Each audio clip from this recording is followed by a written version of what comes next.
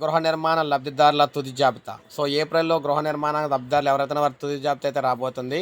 6.50 లక్షల మందితో కేంద్రానికి నివేదిక అయితే పంపించడం అయితే జరిగిందనమాట.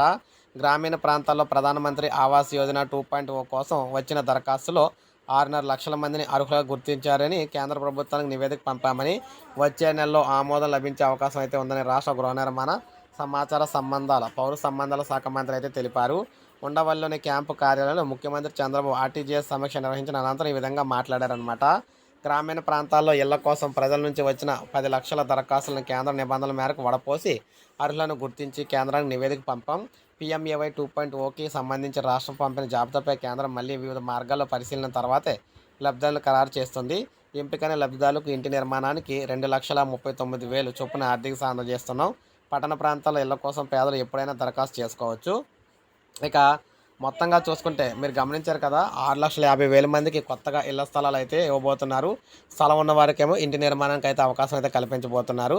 పట్టణ ప్రాంతాల్లో దరఖాస్తు చేసుకోవడానికి ఎప్పుడూ కూడా అవకాశం అయితే కల్పిస్తున్నాం అని చెప్పారనమాట. సో, ఇది మనకి ప్రజెంట్ ఏప్రిల్ ఎండింగ్లో దీనికి సంబంధించి సమాచారం లబ్ధిదారుల పేర్లు అయితే వస్తాయన్నమాట బయటికి. సో, ఇది అప్డేట్. ఒక లైక్ చేయండి, సబ్స్క్రైబ్ చేసుకోండి, మన ఛానల్ సబ్స్క్రైబ్ చేసుకోండి.